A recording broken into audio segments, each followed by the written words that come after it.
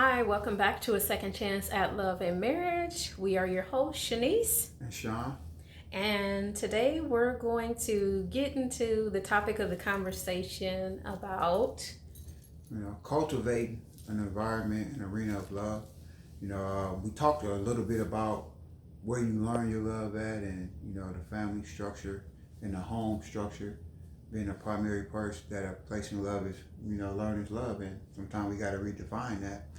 But today, not to be redundant, I kind of want to bring up a topic of cultivating an arena of love. Me and Shanice, we are empty nesters, so we don't have to like deal with a lot of little kids and stuff like that. For us, that's perfect. Given the circumstances of our relationship, we needed time to be alone and with each other. You know what I mean? And what I've learned through this whole process that it's on us to cultivate an arena of love. If a person doesn't feel like this place where they stay at, when we spend primarily most of our time here, it's not a place of love. You feel that in the air. You can walk into your home or your this whatever place, and you can feel like, I don't feel accepted here. I don't feel loved here. You know what I mean? And as much as we try to push those certain feelings away, those feelings are real. You know what I mean? I think when it comes to love, we need to create an environment where you can receive, but you can also feel that you're loved, and it's work in that. This stuff just don't happen. Our workplaces or even our places at church, it's nothing that we can kind of do. We can bring ourselves and our energy that we have to those places, but in your home base, it's up to you to create and cultivate that environment. And for me and Shanice, it's like I say right now, it's just about us. It's about our relationship. You know what I mean? And we go up, we have our situations, our ups and downs, but it's always coming back that I want this place. For me personally, I want this place to be a place where Shanice feel loved. And I know it's certain things that she need to do, and it's certain things that I need to do, and I can focus only on what I can do. And when she articulates these things to me, I must be conscious, and I must always remember that, Shanice needs this.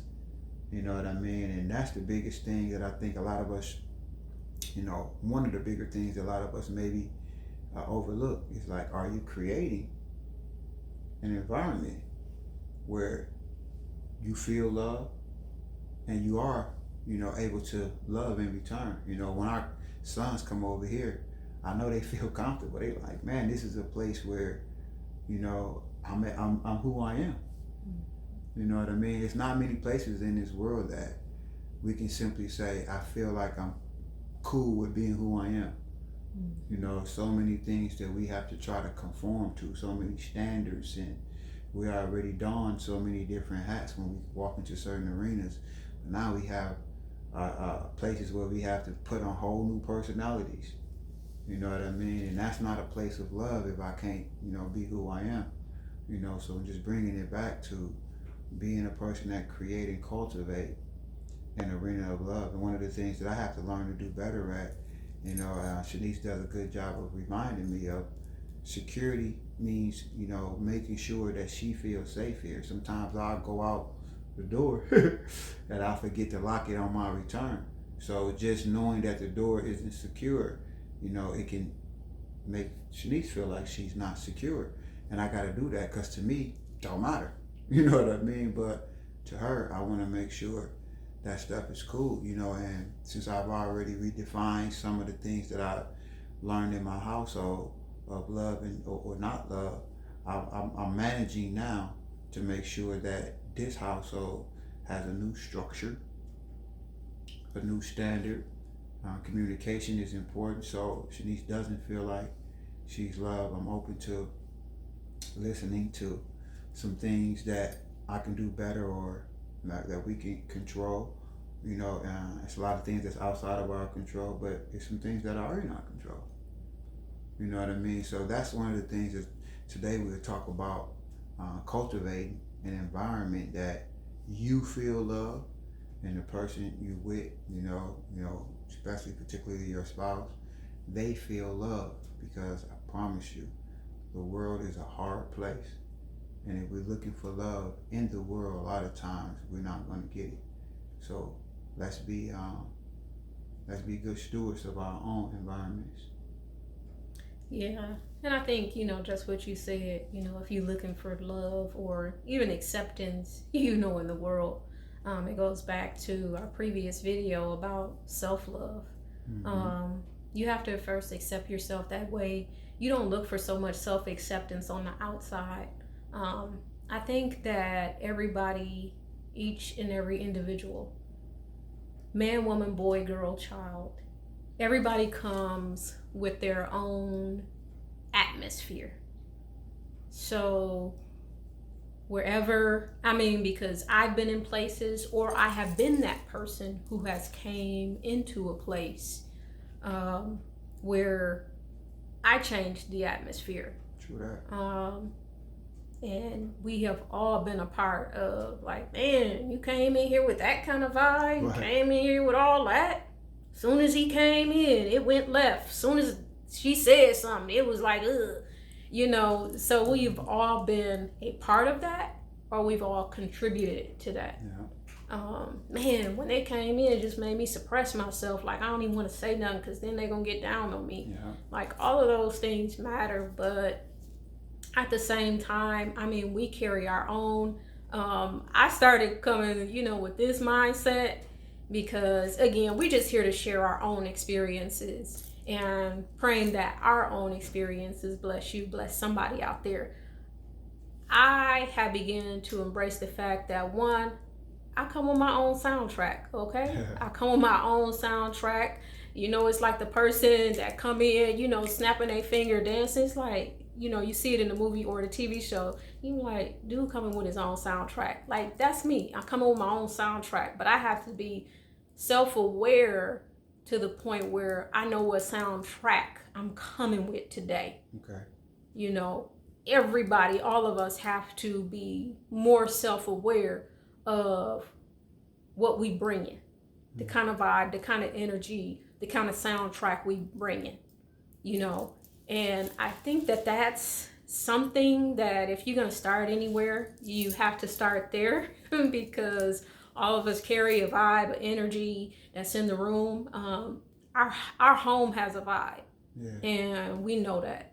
Yeah. Like, especially, with us being here for a couple months now, we've had the opportunity to, like, set the tone of our home. Set the tone of love, set the tone of peace, and all of those things. But that's something that we carry within us as well. I think it's very hard to be in a home where everything is just like, man, mentally you can't get rest. Right. And physically you can't get rest. Because if your mind is not at rest, you're really not resting. True that. And really, that's where home should be. Now, me personally, I've lived in places, I had a whole, it was over 2,500 square feet house. Right. Completely regutted. However, when people would come into my house, it was literally like they had come into another realm. And then when they looked outside, they like, I didn't even know all this. It's like your house was somewhere else compared to, Right. what was going on outside, because my house was in a community that was still underdeveloped. So I set the atmosphere in my house. And I think it don't matter. Some people say it's the woman. Yes, that's true, but it's also the man. So it's up to all of us to set the tone in our own home, to set the atmosphere in our own home, and that comes from being more self-aware. Yeah, everybody will have their ups, their downs, their good days, their bad days, their frustrating days. That's part of the human experience. That's part of life. True that. But how long do you want that to last? Yeah. That's the thing. How long do you want it to last? Yeah, I like that what Shanice was saying too. Being self-aware, help you to set a tone in your house. For me, I think the way I try to create a tone and cultivate it is speaking. I had to change some of the way I looked at things, because I'm not a person that's good with confrontation or conflict a lot of times. So I start to just not say anything, whatever you want, particularly whatever Shanice wanted. But she wanted a man to be involved, say something. She often asks me, and I still struggle at this time, what do you want? I know what I want, but what do you want? And sometimes we complain because we don't even we never say what we want. But then when something else happens, we complain, I don't want that. You know what I mean? So that's not a good atmosphere. So if you want to be, from my perspective, I've learned as being a man is have a voice, but have a loving voice, have a calm voice. Tonality matters. When we speak, we give off an energy, or we give off a attitude or perspective with how we say certain things. The way we certain things and what tone. You know what I mean? So we have to make sure that as we articulate and as we speak certain things, because we do speak certain things into existence, that what we're saying is actually what we're trying to create. And I've learned that. I've learned to be mindful and conscious of my words and the tone in which I put those things, because I don't want to be overbearing or oppressive with my words. But I don't want to give words of uncertainty. I don't want to give a words that's so vague that they have no definition to it.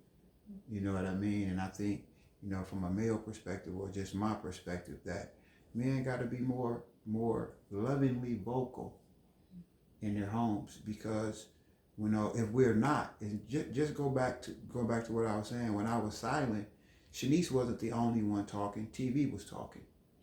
You know what I mean? Radios or whatever music. Everything is talking in your house. I'm not saying cut your TV off, don't have no TV. I ain't saying don't play no music. I'm not saying any of that. But don't let that be the dominating voice. Don't let that be the only voice. Say something, because your voice and your words are instrumental in creating an environment. So be conscious. Sometimes we come home and we tired, and we bring in the weight of the world and the frustration of wherever we came from into the house. And before we know it, we're spewing out venom. Man, this person at work did this, so I was out there doing that. I'm not saying don't talk about certain things, but make sure that energy that you bringing in isn't that negative or that frustration that you experience, that is toxic. You know what I mean? Come in with a vibe. This is my sanctuary. This is my house. Exactly. And, I often say something funny when I come in the door. Honey, I'm home. It's just something that's light, something that's, that can be considered non-confrontational, something that can be considered like, all right, and something like that. So you setting the tone as soon as you walk in the door, with a hug, a kiss, love you, just words like that. I believe that the world was created with words. So we create our own world with words, and make sure the words that you speak, first and foremost, are loving, peaceful, respectful, things of that nature. And life-giving. Life-giving, Yeah. I guess I learned that, some years ago, and even more, I've learned that some years ago, in regards to words, and how important words are. It's like, I remember watching this movie years ago. This was years ago on Lifetime. And in the movie, the two women were complaining, and I can't remember if both of them were married, and the one was like, yeah, we should get rid of my husband, and this and that. And she had said that to, her friend in confidence. However, her friend took that to the next level. And, all of a sudden this plan, but it was too late. She had already spoken. And that's the thing. When you speak, the atmosphere don't know if you playing or not playing. True. Everything in the world, the spirit realm, the universal realm, the causal realm, all of that don't know if you ain't no play. I'm just joking. You've already released the words out into the atmosphere. now they're going to begin to take on form. Yeah. And especially if this is something that you have been thinking about, whether it be worry, because if you worrying about it, you definitely, that's meditation right there. You worrying on it is you meditating on it. Yeah. When I realized that, then I stopped worrying about stuff and I began to just release things and trust that it's going to be okay. But I was very conscious of my words, what I say out of my mouth. And then I began to be even more conscious about the things that I think. Because little do we know, we may not say it, but a lot of times our thoughts can be so loud. Right. They manifest before us. So I had to be more conscious of that, even more so than my words. I had to be more conscious of my thoughts, because by meditating on certain things, by constantly worrying and having anxieties on certain things, I began to form and to shape a world that I did not want. Yeah. I began to form and shape a reality, manifest a reality that I did not want to see, that I dreaded seeing, that I hope to never see. Yeah. Yeah, that's true. That's true. And, to add to that, I often thought about not only the thoughts, but are these my thoughts? Because some of the thoughts that we think ain't even really ours. Right. It's like I say, we constantly bombarded with ideologies, opinions, various concepts, and if we ain't doing a good job of guarding our mind, these thoughts get inside of our head, and we think they're our thoughts. Yeah. But then you come to think of it, I never really thought that before. Before you know it, your head space is crowded. I remember just a couple of times, like in years past, I remember this, and finally, just a couple years ago, I got over this part of my life. Because I was very, and I still am, pretty sensitive to atmospheres. So I'm a person who, I like crowds, but I don't like crowds like that. I like being around people, but not like that. Okay, it's like hit and miss for me. When I come into an atmosphere, I feel the atmosphere and what was in the atmosphere. Now, I didn't realize, because I would pick up, depression. I would walk out irritated, aggravated, and I would experience different kinds of emotions or feelings when I would be in certain places, when I would be around certain people, when I would go into other people's homes. But then I began to become more aware of, one, checking myself before and checking myself after. Okay. So if I didn't feel like that before, what happened before? I mean, how was I feeling before I entered that place? Right. How was I feeling before I came into contact with this particular group of people or with this person? Did I feel that? And this is you being really self-aware of your emotions, your feelings, your thoughts, all of that. So I began to be more self-aware to the point that, okay, and this is real facts. This is true stuff that happened. And for people who are highly discerning, highly sensitive souls, you already know. I ain't even got to explain to you, because I know I ain't the only one. There's plenty of us out here. Right. So if I remember shaking somebody's hand, came out of a youth meeting at church, shaking somebody's hand and, walking away, and I just feel heaviness and depression. And I'm like, man. So, I just began to pray, and I was really just trying to shake it, trying to get it off of me. And I realized, I know that that's not me. Yeah. I know that, wait a minute. Okay, what did I do? Who did I come into contact with? What just happened? So I began to retrace my steps and think about, I'm like, okay, that's okay. Because I know I wasn't feeling heaviness. I know I wasn't depressed, this morning, this afternoon, or whatever. Right. And it was like immediately after, that's where I was able to track it. Like immediately after that, that's when I began to feel that weight of that. Or that's when I began to think like, man, I feel so bad. This is not mine.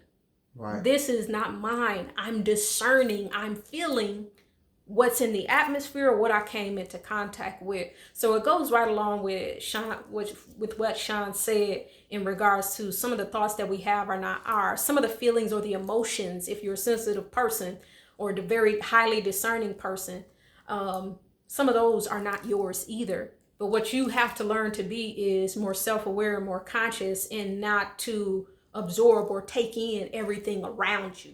Yeah. Because that really, really, really helped my mental health, is not to absorb and take on everything that's around me. And now I'm to the place where I'm more mature, that I protect my energy more and more. Right. If I know that going into this place or that place, like, I don't even want that vibe, I don't want that energy. If I know this person, that person carry this or that, I don't even want you at my house. You ain't even got my address. Because I'm protecting our peace, and I'm protecting my peace. And that all has to do with the atmosphere that we carry and the atmosphere that we bring into our home. Yeah, just listening to Shanice, about self-aware and self-conscious, we got to balance that too, though, because, we should always accentuate the positive, but we shouldn't overlook the negative. Some of the toxicity of our environment is us, and we self-aware. You'd be like, that is, I'm bringing this to the place. You know what I mean? So we can't always blame that. I go back to something that I said in the last video. I had racial issues. You know what I mean? So I was toxic. So I brought that into the house.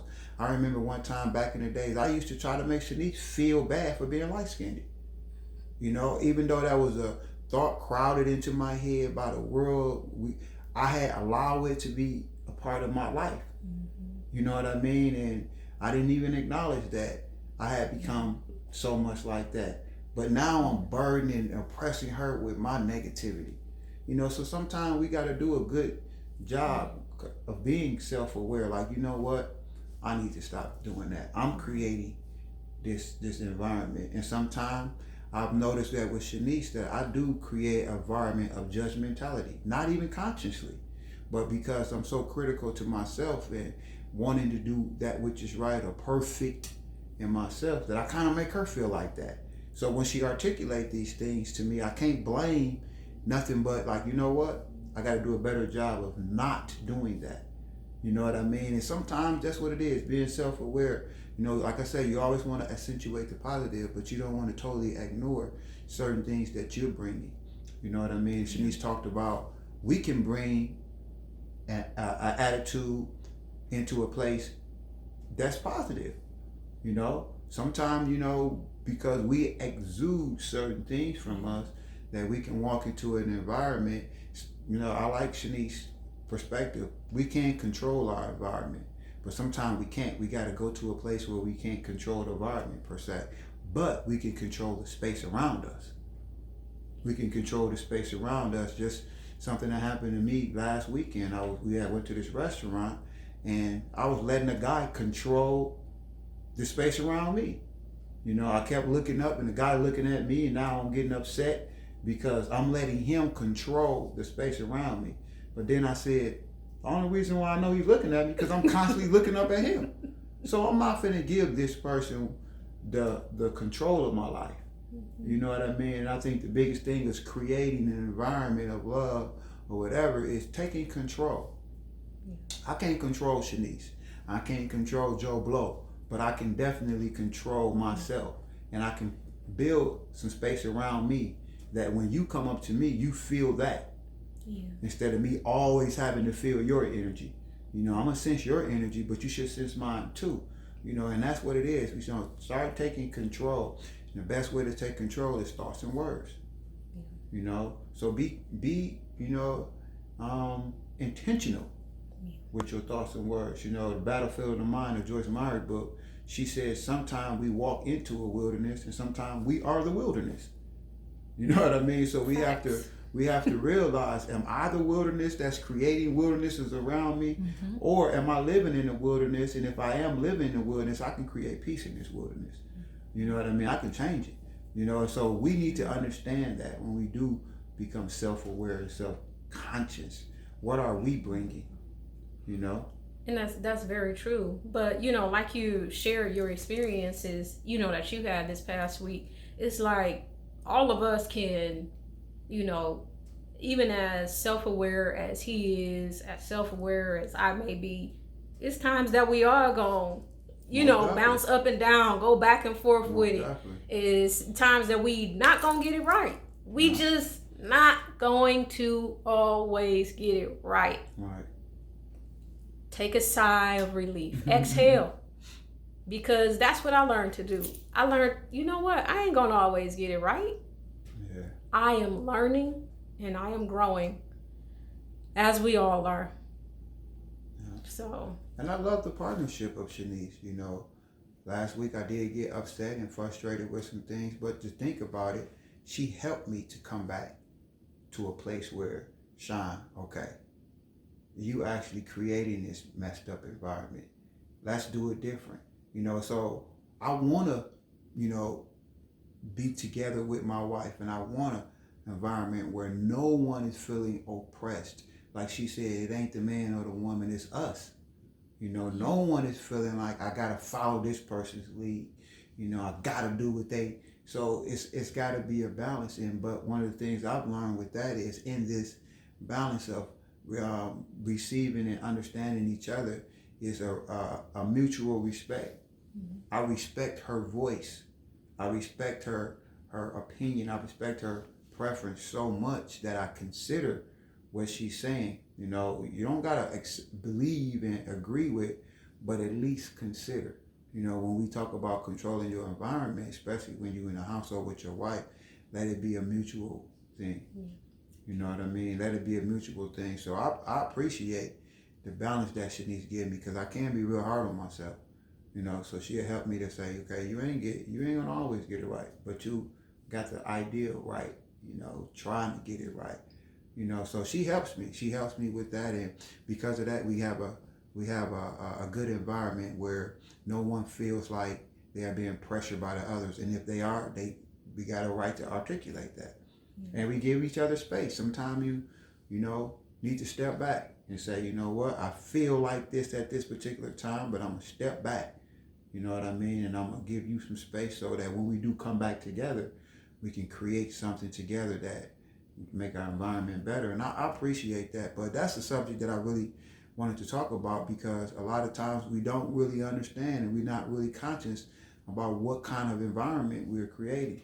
And we're talking about love and self-love. But if you're not creating that environment, you're letting the world, you're not self-aware or self-conscious. You still living in something that's chaotic and something that's frustrated, and it's really upsetting to you because you don't want that. But have you taken the power or the initiative to create that? You know, so I'm learning that every day. It's just to create an environment first and foremost in my home, but also in my life around me, so that I'm not always affected by other people's attitudes. Yeah. You know, and now I can hopefully be influential and affect other people with my attitude of love and respect and life-giving things, so things of that nature. So it's just important that we learn that.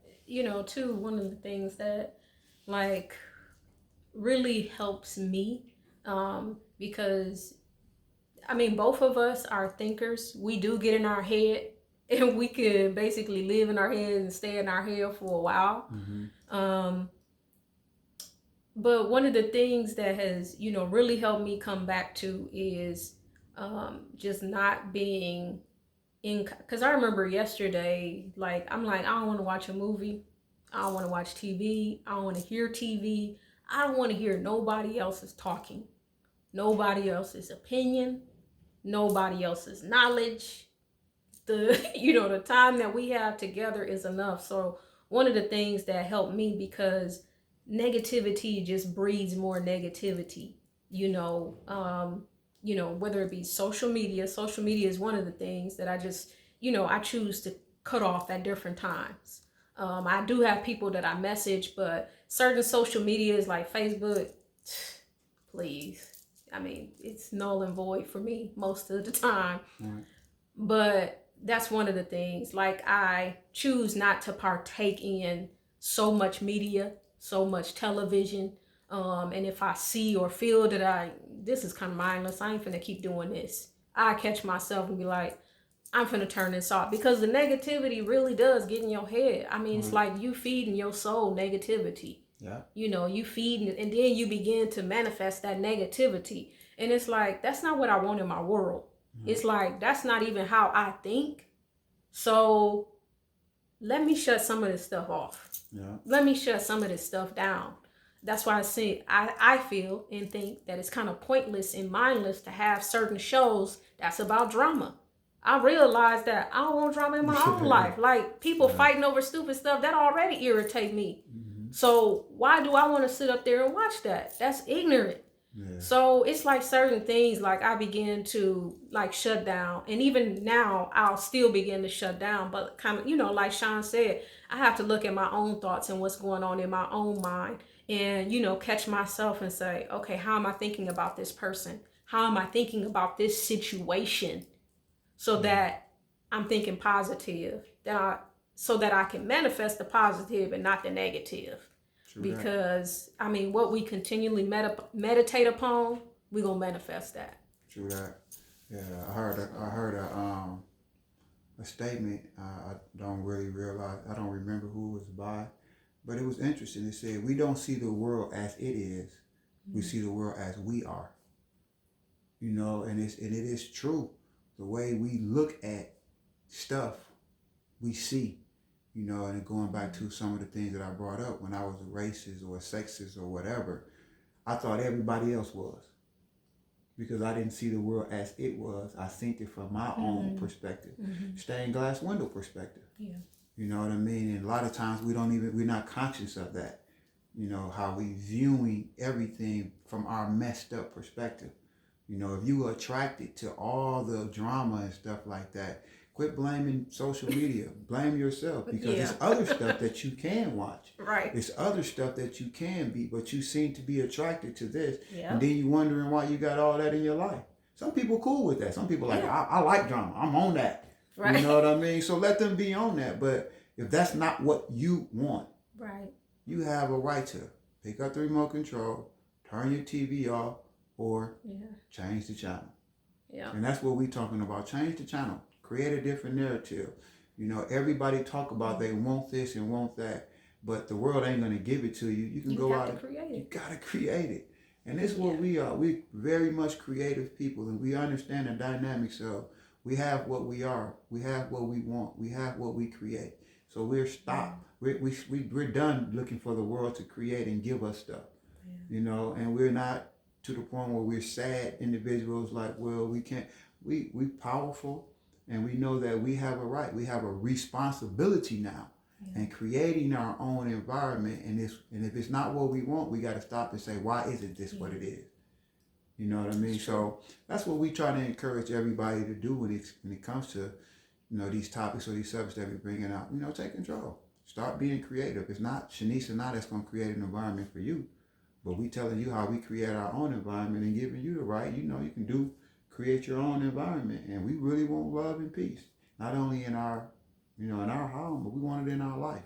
And we're going to do everything we can possible to make sure that we protect our love and peace, and make sure that we add more and give more out. Very well said. Well, that concludes this episode. Again, if you have been following us, and if you have subscribed, or if you haven't, please do click on the subscribe so you can get the notification so when we do drop the next video. And if you are listening to us on Spotify, we appreciate your listenership, and you can also listen to us on Anchor as well. So thank you again for joining us. If you are interested in being a part of our private community of Second Chance at Love and Marriage, that is with married couples of our age group, where we're having candid conversations, we'll put that information in the show notes so that you can download the app and join us there for an extended conversation. Again, thank you so much for joining Second Chance at Love on today. Bye. Bye.